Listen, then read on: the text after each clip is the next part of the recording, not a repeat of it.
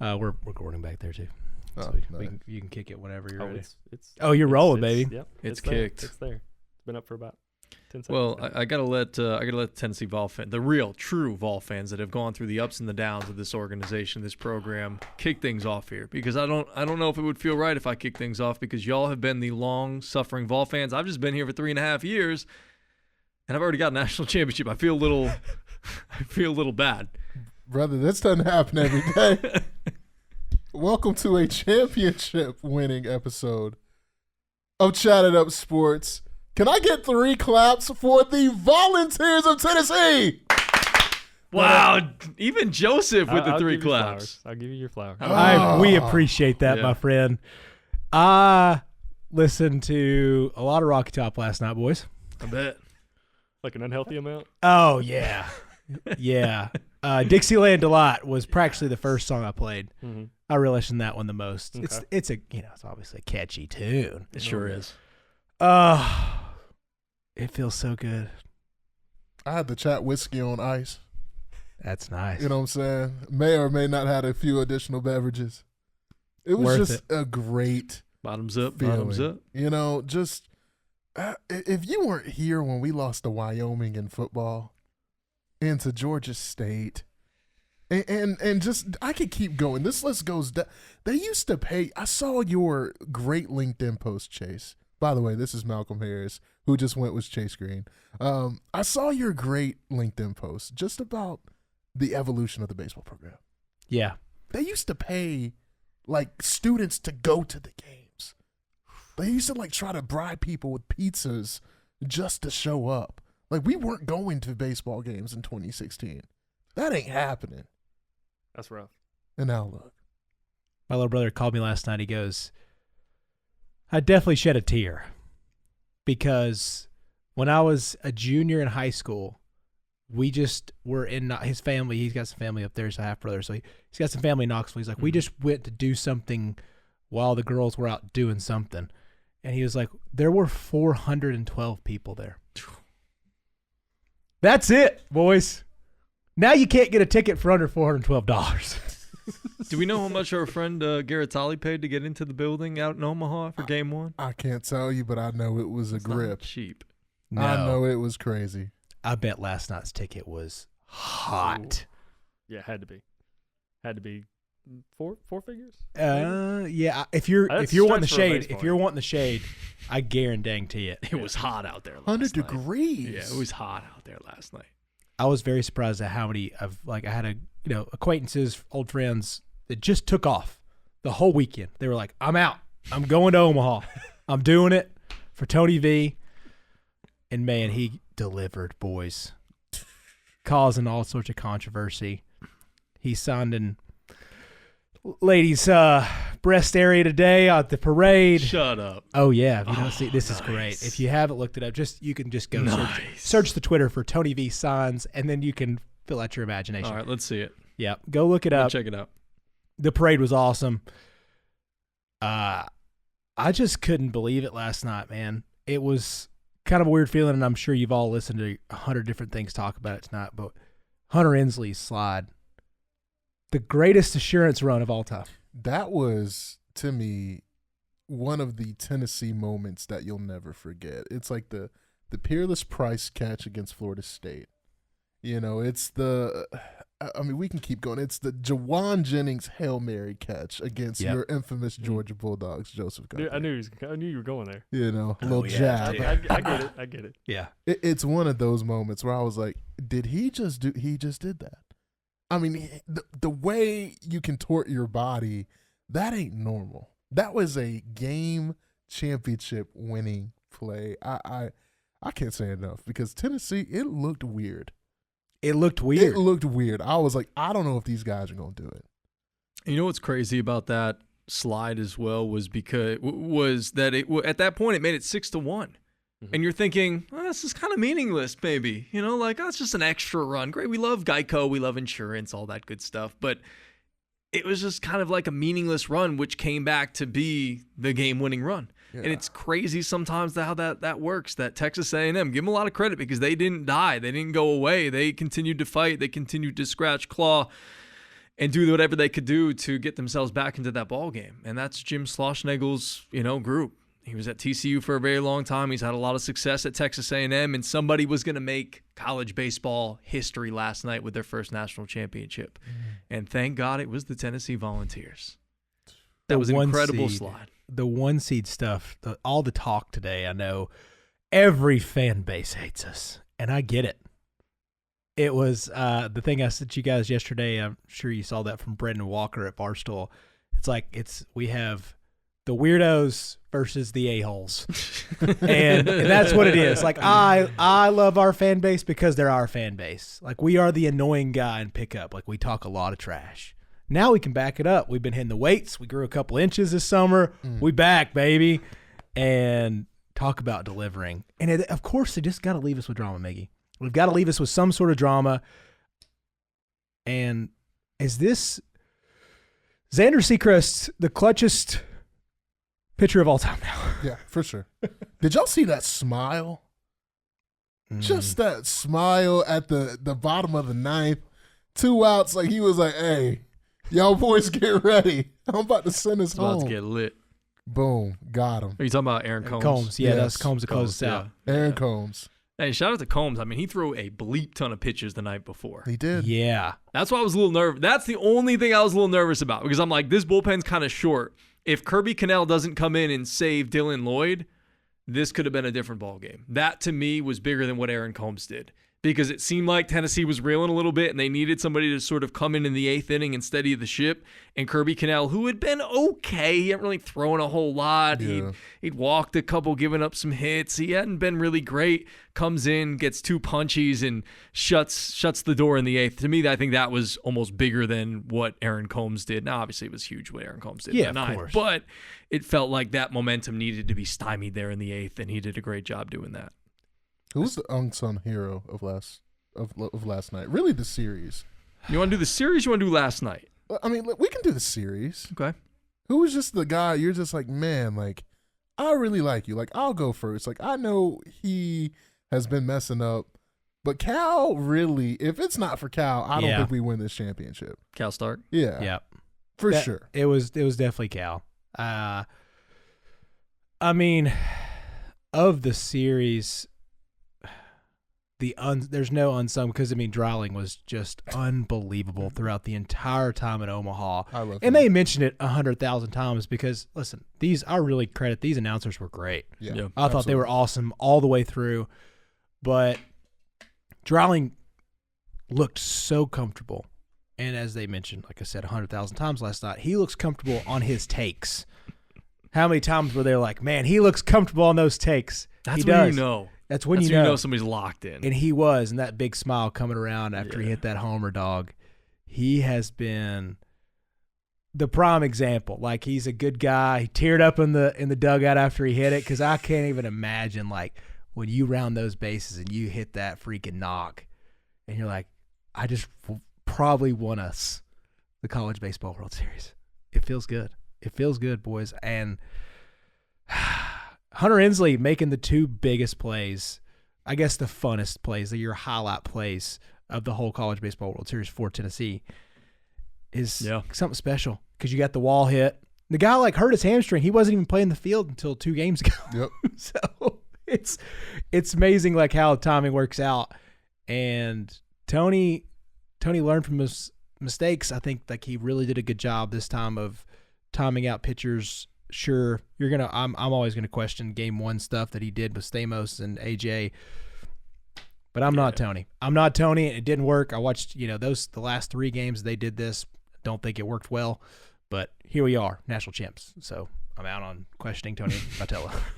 I think another guy that I want to mention, I think you guys said 2 really good names in Dreiling and obviously Cal Stark, and they talked about it on the broadcast, or at least they talked about it on the radio broadcast that I was listening to last night, that you look at this guy and he's not an offensive threat, but what he can do behind the dish. He had a bunch of pickoffs in this series or in the College World Series in general, commanding the pitching staff, couple of big knocks, couple of big home runs that he had in this series. He didn't do a whole lot, but he had a couple of big swings that helped propel you to some wins, which was great. And then another guy that I want to talk about, and you put it in the group chat last night while we were listening to the game, Blake Burke's really good at first base. Really good. And talk about a guy that was locked in. I listened to it, so I didn't get a chance to really watch every single at-bat, but every single time Blake Burke came up, they talked about and lamented, the broadcasters did, about just how locked in that guy was and how hard he was hitting the ball every single time, even when he got out. I know he didn't have the greatest game 2. I don't think he got a hit in game 2, but still hitting the ball hard, drew a walk. Game number 1, he had a couple of knocks, and then in the last game, he had 2 hits as well, which could have been an easy 4-for-4 game. And you mentioned the defense at first base. So a lot of things came together. I love Christian Moore at the top. I know he went 0-for-5 in the first game of the series. He came through with that big home run last night to lead off the game for the Vols. And that sort of really, from the very beginning, set the tone. And that's what Christian Moore does. And we talked about it on previous pods about how he's sort of increased his draft stock throughout this whole thing, and even he got a little banged up at one point with the hamstring and weren't sure if he was really going to play, but he looked fine. He gutted it out. It's not surprising to me. And having a guy at the top of the lineup with that type of attitude, sort of almost like the Tony V of the lineup. Yeah. That FU attitude right at the top. I love it. I mean, this is going to be a hard team to sort of replace, because there's a lot of guys that are going to be leaving after this year. It's going to be really interesting to see what the lineup looks like for next year. Not that I'm looking ahead. I still want to live in this moment, but man, it was fun last night. But not everybody enjoyed it, Chase. No. There were some people that were a little perturbed by the way Tony Vitello acted last night. In his boisterousness, I was just scrolling on Twitter. I did see him signing the boobies in the parade, which was pretty dope. It was just on the shirt. It wasn't like on the skin. It was on the shirt.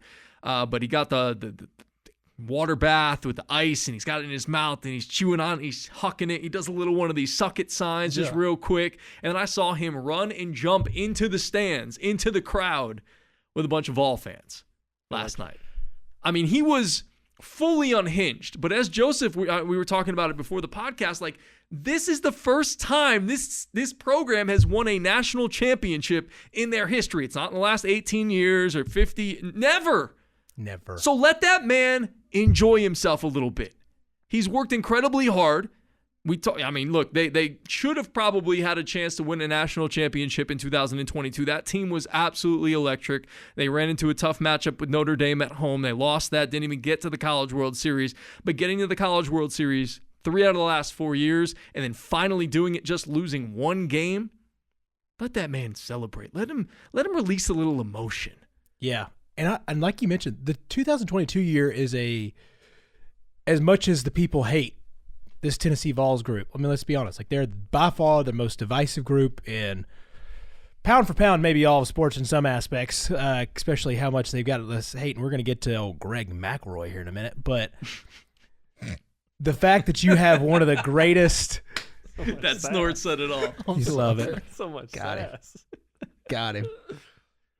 Oh, I'm sorry. Oh, you good, dog. It's My all right. eyes were closed. It's all right. It's all right. Squint City. I would never. Squint I'm City. telling you, man. But it is so worth it because people like want to include that as like one of the greatest choke jobs. You know, you can't win the big one. And that was the knock. It's like they can't win the big one. They can't win in Omaha.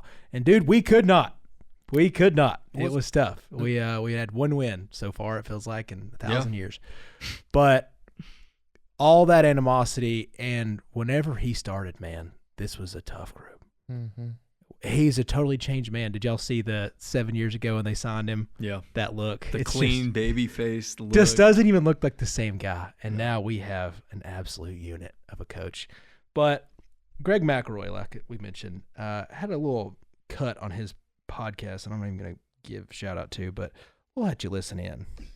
He does. I just wish he didn't have the antics that he does. He's like a WWE character. I mean, it's embarrassing. Seriously. I mean, to be an adult, it's just, I'd be appalled. I really would. I know he wins and he's great and the kids love him and all that stuff. That's awesome. But if I was the leader of my organization, I would have to have a little talking to him. I just would. It's unbelievable. The guy and the team a couple of years ago, I think, lost the national championship. And they had the best team. I think that team was probably better than this team.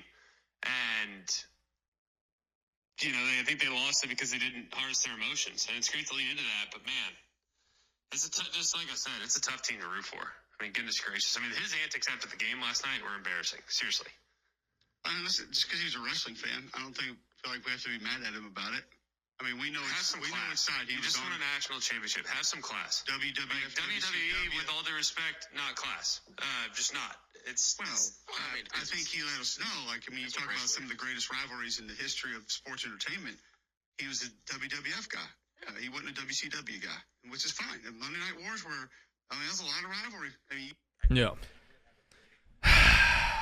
So Greg, not you, Greg. Not me. Not Greg. So Greg McElroy, this is definitely a moment where you try to take advantage of clicks. Like, there's no other reason to say that. Like, that, maybe you don't like him.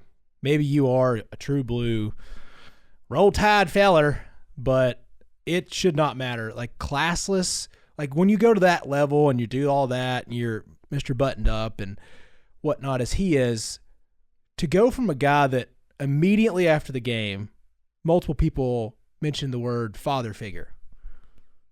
Everybody has talked about how much they love Tony in that locker room. Just watch the command that he has over that team. The best team in the country, the number one seed that wound up going, and I'll give it to you again, the number one seed that hadn't won since 1999.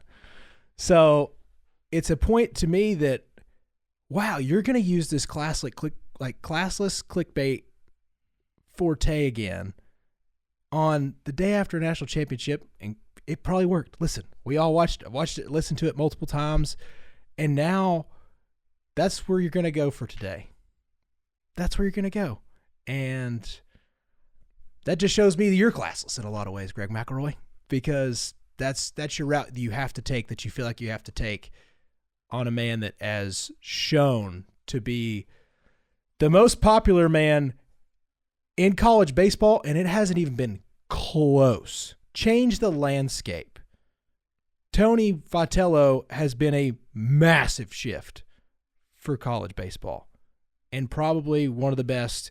We have Caitlin Clarks. We have people like that change their games and move the needle. Tony has done that in his niche in college baseball and made it popular last night, because I don't know how many people watched it before that. I mean, sure, you had your groups. You had your people that love college baseball. It's always been fun. But Tony Vitello creating rivalries, creating these groups of animosity. It's been fun. We're hitting dingers. We have a great brand of baseball. These guys love playing for him. He's the best recruiter we've seen in a long time. As we mentioned, this place was down in the dumps for a lot of years. And now we got $100 million coming into that stadium. So good luck, Greg McElroy. That's the route you're going to go. So have fun on the SEC 14th game this year. Two things, man. It feels like Greg has that opinion. Not you, Greg. Sorry. It feels like Greg has that opinion to be the one guy that has that opinion. So he can be like, yeah, I'm not buying Tony V, because everybody else is loving Tony V. Because baseball's very much a hardcore fan sport. It's not as viewer friendly as like basketball or football. So typically baseball's more for the hardcore baseball guys. So to see somebody have that kind of energy, bring that hype and spirit to the game, I think it's good for the game, personally. Second thing, I can't say it enough. Never since the founding of the university have they ever won a college baseball title. How do you not act like that? I mean, you've bottled up, number one, years of you having this program that probably could have won a title and releasing that in one night. And on top of years of frustration of a fan base that has, for lack of a better word, been mediocre in most major sports. Oh, yeah. Has built to this moment. So I don't think that's just Tony V acting that way. I think that's the fan base channeling their energy through him that's causing him to, like, this is what we've built to, and now we've broken the wall. We did it in baseball. We build momentum. We can do it in other sports. Yeah, and speaking of other sports, I know you all saw Coach Heupel, Coach Rick Barnes in the building last night. It was incredible just to see the support, everybody coming out to support the baseball program yesterday in Omaha. Absolutely insane. And in no world is Danny White on Wednesday, what's today, Tuesday? On Tuesday, after winning a national championship, going to Tony Vitello and saying, you know, Tony, I know you've acted this way for a very long time. I know we just won a national championship, but I think I need you to tone it down a little bit. This is the same man who fashioned a goalpost before they took on Alabama because he was ready to beat Alabama and knew if they beat Alabama, they were going to have to tear down the goalpost. So in no world is Danny White in any way reprimanding Tony Vitello today. Can I speak on Danny White for a minute? Please do. Danny White, to me, is the best athletics director in all of college sports. Preach. For what he has done from just a basketball, a football, and a baseball, you will not find a triple crown better than what is in Knoxville, Tennessee today, right now. Don't forget softball, man. I was just going to say. Yeah, I was gonna y'all say, are good in softball. Like, Got softball there as well. All I'm saying is that Danny White, I have been through a lot of athletic directors in my time as a UT fan. These are the good old days. If we get... We're living in them. I really need Kirby Smart out of the University of Georgia. no. Listen, you can listen. I need it like I need air because that is the one thing that is a problem. I think basketball, we're going to get over the hump. I think that Rick Barnes has now assembled some real, all right, let's go get it done. This is the mercenary team. Yeah. You got to make them gel very fast. Yeah. But this is your mercenary team. This is those old Florida Marlins teams they built for 1 year to break you down the next. I think this is a rental. Hey, we are here for one thing only. It's for a national championship. We're the last year Blockbuster, baby. Rip me out. And I think Tennessee, I was looking at the roster for football and real quick. It's an old team. It really is. I'm not saying we're going to beat Georgia. Joseph's I'm like, not what are you talking saying about? it What are you all. saying? Listen, it ain't. I'm just saying if Nico is half as good as what I think he is, which is a transcendent generational prospect and arguably the best who ever donned the orange jersey as a quarterback, I think that we are going to have a showdown in Athens. And I'll leave it there. I think this is the best team you'll have in a few years, or you have had in a few years. And as much as I wish I could say, man, you know, Georgia's the only one in the way. We ain't the only one in the way, bro. There are several teams On that schedule that we play this year, I fear nobody but one. Well, I mean, you're You're a brave man, Mo. a good. Who are y'all scared of? Y'all scared of Alabama? Yeah. You probably should be more than you are. I'm not. In Neyland Stadium, I'm not. First year head coach, nah. Come here. I don't love going to Oklahoma at all. I love it because who we have as a head coach, he's not losing that game. He's going to be so locked in. This is a easier schedule for us, but it's a gauntlet still. Like NC State's still going to be an easy out week 2. We'll be there in the NC house. State's Charlotte, sneaky North good. Carolina. Charlotte, North Carolina. Yes, they're home for away from home. That's that home too right now. Nice. Home base 2 for Malcolm. Greg, did you say you had some news, bro? Yeah, I want to go back to baseball for a second. I've Yeah. got 2 things. First and foremost, when it comes to the SEC, you look back at baseball and how it's sort of shifted, and I know it was SEC, ACC this year in the College World Series. Right. I don't know if y'all are aware of this, but the last 5 national championships for college baseball have all come out of the SEC. SEC. And it's 5 different programs. Oh, yeah. Vanderbilt in 19, 20 was canceled, Mississippi State in 21, Ole Miss in 22, LSU last year, and Tennessee this year. And Arkansas was a dropped pop-out away from beating Oregon State in 2018. And before that, in 2017, it was LSU versus Florida. Florida won.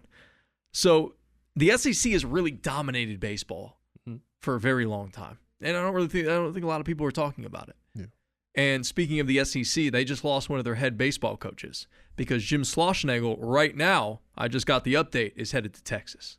He's staying in the SEC. Now he's staying in Oh, the I'm SEC. sorry. Yes, he's staying in the SEC. Sorry, you're right. I forgot Texas has made the switch. It just Welcome. means Staying in more. the SEC, That but makes going to Texas. That makes it even worse. Yes, it Because does. it's not like you left and went to Big Brother. You went to Big Brother, who's now in the same conference. Yeah. A lot of people in Texas, as Texas A&M fans, are not going to be happy about that. Tough day. Tough 24 for them. Oh, Tough 24. That man has Aggie. been around. I mean, he went from TCU in Texas to Texas A&M, now to the Longhorns. Since that's the 2021. job. That's the Yeah. job. Texas is the mecca Yeah. in Texas. in Texas. Mm-hmm. I don't Yeah. blame him. We were talking about, me and my little brother were talking about it last night with the Texas job, there was zero worry that Tony would leave. And the only thing that I would ever worry about with Tony, maybe, we're like, what is the alternative? And I know we had this conversation a couple weeks ago about like, what's the job that you just couldn't turn down as a baseball guy? The amount of money that the New York Yankees will offer him if they stink it up in the playoffs and they fire their coach. Aaron Boone is close to being fired for sure. I mean, they're going to have to make a big swing for him to stay around. And Yeah. Travis was like, man, Tony looks pretty good in pinstripes. I was like, no, he doesn't. No, he sure doesn't. No, he doesn't. I don't even want to think about it. Unless they have cream or an orange. He looks so good in orange. So good in orange. All right, I want to ask this question before we move any further into either football or whatever. This could kind of lead us to football, but I wanted to pose the question to you guys. With Tennessee winning the baseball national championship on Monday, between the four major men's, or not men's, but four major sports, I guess, in college athletics, which do you feel would be the most difficult to win?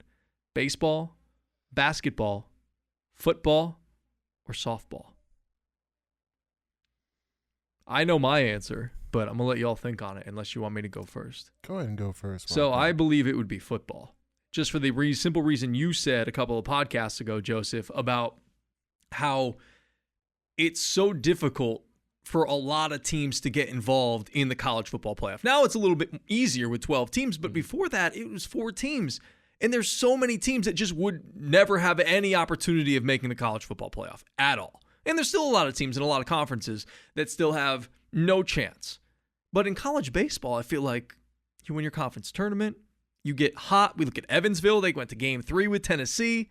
Oral Roberts got to the College World Series last year. Yeah.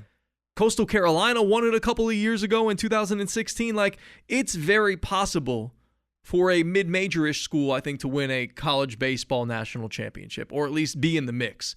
And March Madness, we've seen many teams get to the Final Four, get to the championship. You look at Butler, a couple of years. Florida Gulf Coast. FGCU, VCU. FAU. There's a lot of teams that you can point to that are mid-major teams that have made deep runs, got deep into the tournament. Softball's kind of the same way with regionals and super regionals. You remember James Madison from a couple of years ago? Oh, yeah. JMU, they had that one hot pitcher, and she just, they rode her all the way to the College World, the Women's College World Series. So, like, to me, it's got to be football. There's just so limited opportunities for teams, especially outside the big conferences or the big programs, to get involved, that to me it's an easy no-brainer. It's got to be football. I'll agree with you. And to play off something you said there, I think in football, well, specifically, let's start with basketball and baseball, and we'll include softball in kind of the same baseball conversation.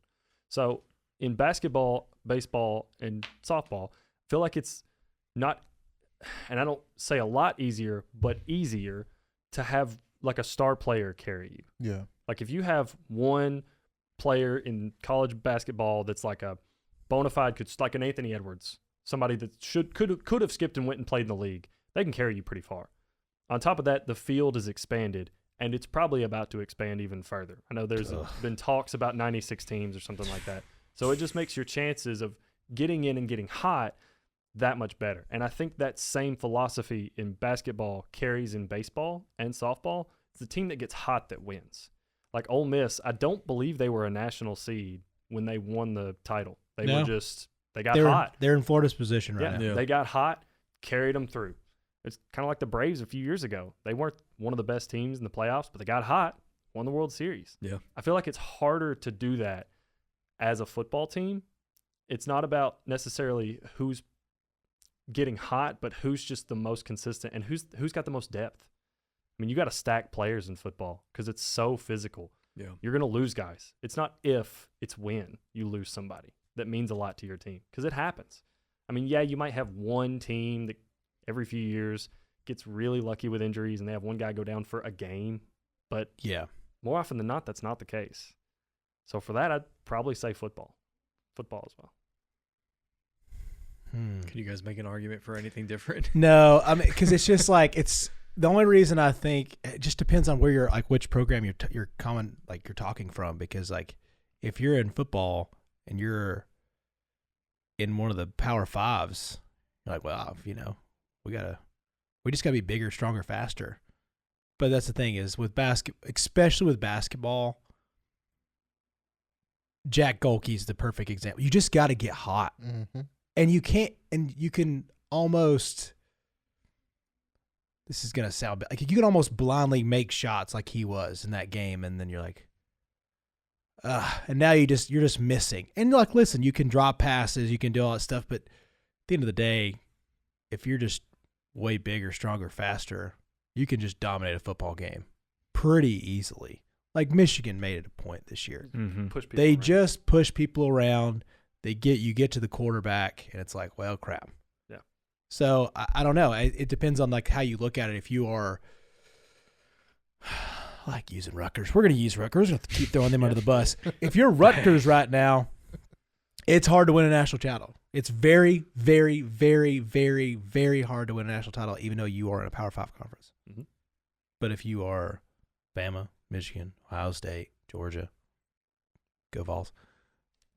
Any of those, you know you have a really good shot. Yeah. But outside of that, that's where it gets tough. But with basketball, it's like, I mean, even before this year, like your UConn teams were lower seeds that won national titles. Yeah. The regular season matters for football. So you know, much. you can't BS and just end up in the picture. Like you have to have a full body of work. Whereas basketball, baseball really saves you in softball as well because the series aspect. You can drop one and still move. Mm-hmm. You know, with basketball, you could drop a couple. yeah, and still move. Yeah, if you're in a big conference in basketball, especially, you can go like 500 and still make the tournament. Exactly. So it's just like with football, that pressure, that moment, Mm-hmm. we got 60 minutes or we're going home. Ain't no more next series. Ain't that what Cam Newton said? Like, Yeah. There is no fifth quarter. It's, like, hey, you got to make plays right then and there. So, nah, I wanted to make an argument to go against the grain, but it's It's football. too hard. It's hard, man. I think It's- your argument, Chase, I see where you're coming from. It depends what program you're a part of, Mm-hmm. because it might be easier if you are an Alabama or a Michigan or a Georgia, or hopefully a Tennessee, to win a national championship in football. But now the SEC is just getting so loaded. Who knows? And there's 12 teams in the playoff. So, yeah, I think that's a good argument on your part. Do you think that opens up with more teams? Like, do you think the opportunities happen more? Or do you actually think, Opportunities. like Okay. Tulane Opportunities to make the playoff or win the title? to win the title? No. I think those Yeah, I agree with you. opportunities, those Yeah. opportunities that they preach to everybody about more inclusion are for like a 9-3 LSU Yes. or like a 9-3 Yeah. Oregon. Yeah. Yep. Those are your teams that have a better chance. No disrespect to Tulane, no disrespect to Troy. Those are great programs. Yeah. But you're not beating. I mean, you might beat Bama, but you're not going to turn around and beat Georgia 7 days later and Ohio State 7 days later. Well, Georgia You is just- the very reason that this happened because of the TCU game. Yeah. You know, Yeah. that is evidence that, Yeah. when Florida State got left out undefeated, Mhm. that just shows like, yo, y'all ain't playing real ball down there. No. Mm-mm. Well, it's not even necessarily that is a factor, but it's also like you're not the same team without Jordan Travis. Yeah. You're not, and it sucks to hear that, but it's a reality.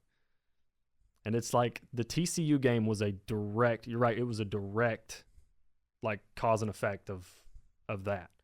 And now we're expanded, so it's like now Florida State won't get left out. So now they'll feel better when they get in and get crushed. Like, Yeah. And I think that's a good point too. That like what we saw in that 2-game span of you're going to see TCU upset Michigan, Yeah. but then you get TCU in the national championship. That'll just happen to week 1 of the playoffs. Yeah. So you kind of all right. We love an upset until the next week, and you're like, oh. I remember you talking about that on a previous podcast. Yeah, you love it until the next week or the next game. You're like, oh, man, I sure wish we had more stars, or I wish we had a better Kentucky game. versus Duke instead of like Oakland versus Duke or whatever it may be. Yeah, you know, it's- well, that's not me. Nobody wants to see Kentucky or Duke, losers. I'm just saying, big name programs. I know. But there was another point that I wanted to bring up last podcast. Couldn't find a way to bring it in, but I loved what you said, Joseph, on a previous podcast I wasn't a part of. And I wanted to make it a point to bring it up because I think the point was incredible that you made of college football is going to get to a point where there's only, like two power conferences? Probably. Maybe 3. Mhm. but those lower level conferences almost need their own sort of division to compete for, because they're not going to compete for a national championship in football. In other sports, they might. But in football, you need something like where UTC is like a lower level, like an FBS or FCS. To have like these lower level D1 programs compete for a title with teams that are more on their level.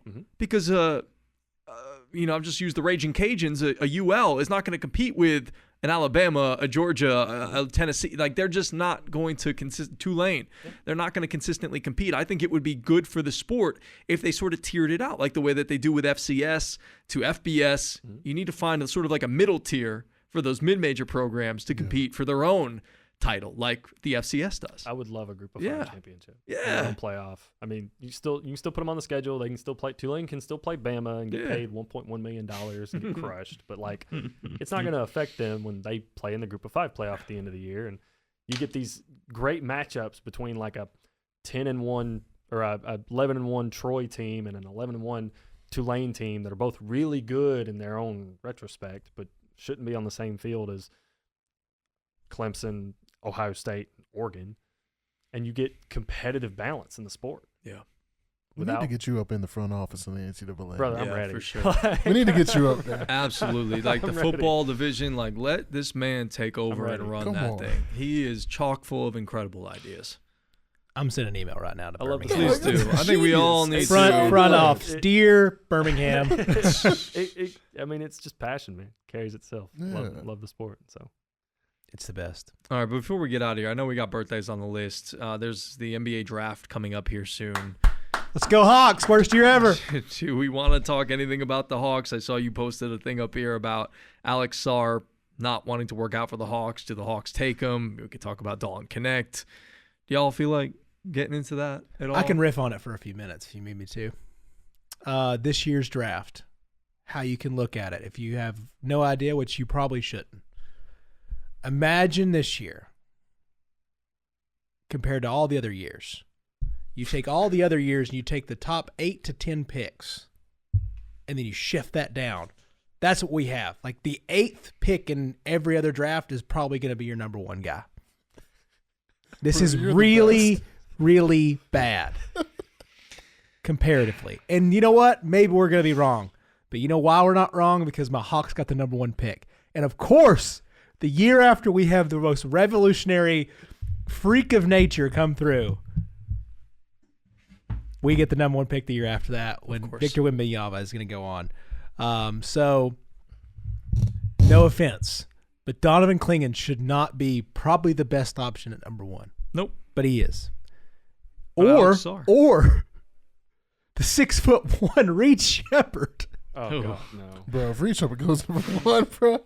There's real potential there. That is. Reed Shepherd will be a top 3 to 5 pick. That is a fact. Has there ever been a better draft to try to trade away that pick? What are you going to get for it? I heard some good examples. Like your best hopeful option if you're the Hawks. And listen, I know people are might like it, but overall it's not going to get you much further than what you're at. And I don't even think they do it. But Brandon Ingram straight up for the number 1 pick might be your best option in a year. I would do that for sure. Yeah. If I were the Hawks, I would say no if I were the Pelicans, but yeah, it's a weird one. Like you're not trading. There's no studs, so I mean it's like, I can't wait to get this role player at number 1. How about Dalton Connect? I think Dalton is actually probably the most surefire, good. Like he's high floor guy in the NBA. My little brother had a good example of this. It's not the same because size difference, all that, but he's like, ish. He could be, at minimum, probably like a Lou Williams type of guy. Like he comes in, maybe could be your 6th man, get you a bunch of heater buckets. You're always going to get a guy that can have some versatility offensively, get to the rim, really good athlete. Mm-hmm. He keeps growing. He's bigger, and he can shoot the freaking lights out. So some are going to say it and you're going to get a lot of these comparisons because they got to juice it up on draft night. you're going to get like his floor is Lou Williams, his ceiling is Klay Thompson, national championship winner. You know, like that's what you're going to get. And it's like, yeah, there is a path if he gets on a good team where he could be a little Clayish. You get super hot and you have a great shooting coach. I mean, he doesn't exactly need that from some people's perspective, but like in the NBA, like these shooting coaches are magical. Like look at Brook Lopez. I mean, Brook Lopez went from straight up post player to 38% free point shooting. Pulling every chance he gets. Cooking, ain't he? Pulling. Sure is. I would love to see Dalton in San Antonio. That's the one. I would love to see that. I don't know what they're going to do to kind of make that work. They have some capital. It's going to get interesting. I just know the Hawks are on the clock, and if I'm the Hawks, I'm trying to get out of this pick. I am. It's kind of pointless to have right now. But everybody in the NBA knows that. Yeah. Yeah, there's no value for it. No, which sucks. Like, and you don't know what's going to happen with Trey. And if you're looking, there's the French guy Rossard.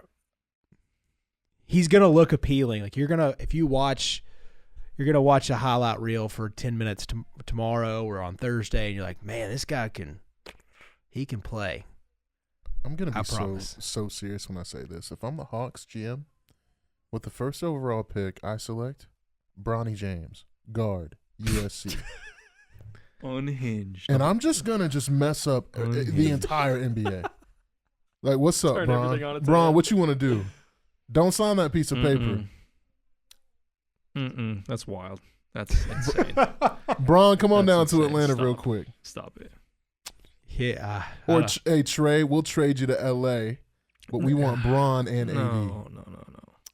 To me, it makes no sense to just get LeBron. Like, what is he gonna really do in Atlanta? He's going to sell tickets and take pictures with Quavo. I hate to say it. If we don't want to keep selling tickets, Trey's it. Somehow, some way, that guy sells tickets. He sucks. Yeah.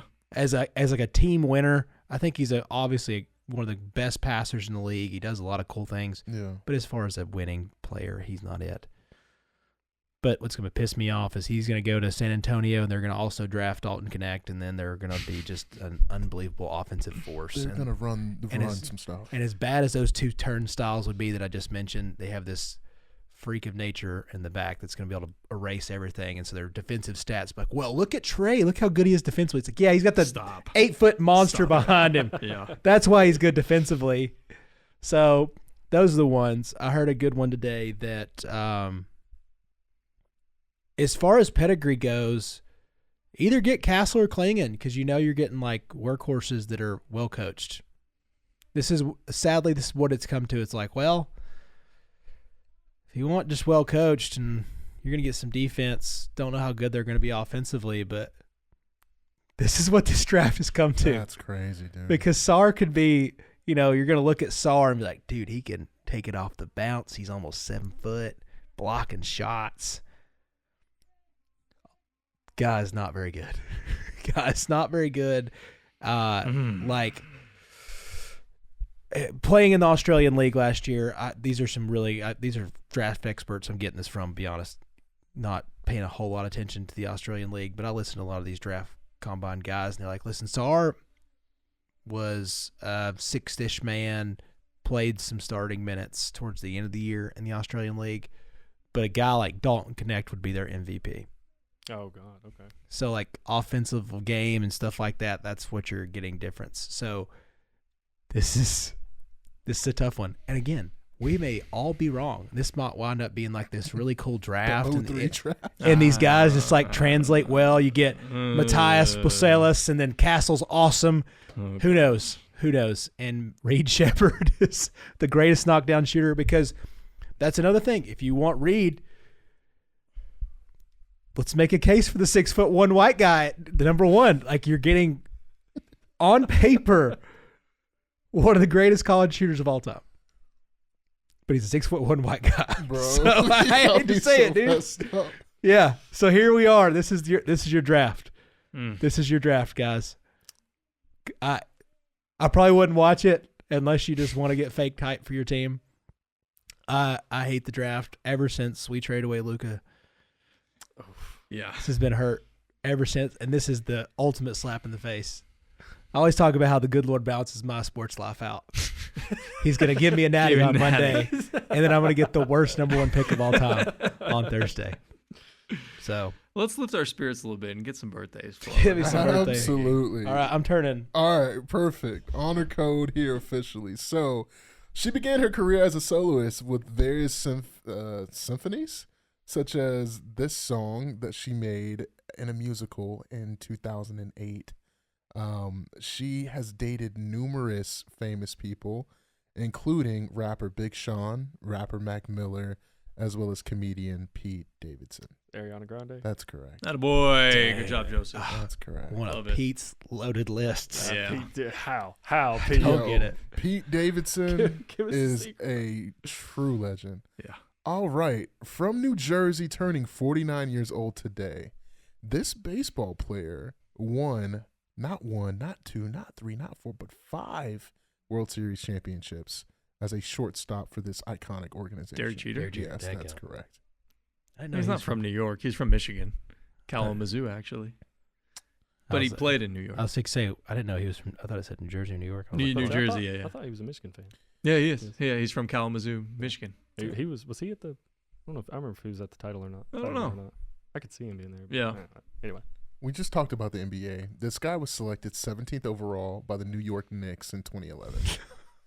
He was traded to the Cavs and helped win the 2016 NBA championship. Tristan Thompson? No. No. In 2018, he was traded to the Kings, and he was formerly married to R&B singer Teyana Taylor. 2011 I got Knicks. no idea. He is infamously known now as a really good podcaster. I'm shocked G doesn't know this one. I'm trying to think like who was traded to the Cavs and made a big impact. I'm disappointed in you. I'm going to be mad at myself. Oh, is this? No. All I right. was going to say Pat Bev. No. Well, No. It's for time's sake. It's Iman Shumpert, guys. Oh, Iman Shumpert. He's got a pod? Yeah, and he's really good. Dang. Really? He is up there with, in terms of storytelling, him and Jeff Teague are side by side. I'm Teague has sorry, been an fellas. entertainer. I should have Yeah. had that one. Yeah. Yeah, I didn't know that one. All right. This Shoot. uncle is one of the best to ever play his position in the National Football League. Elected to 8 Pro Bowls in his 13 career, won 3 Super Bowls, 2 with Denver, 1 with Baltimore. Ironically, he's a 3-star sport athlete from an Shannon Sharp? HBCU. Wow. Shannon. You said Sharp. uncle. And Wow. Oh, that's a great. I was trying to think. I was Yeah. going. Who's uncle? Who's you uncle? said, Who's- I was like, wait, Yeah. All right.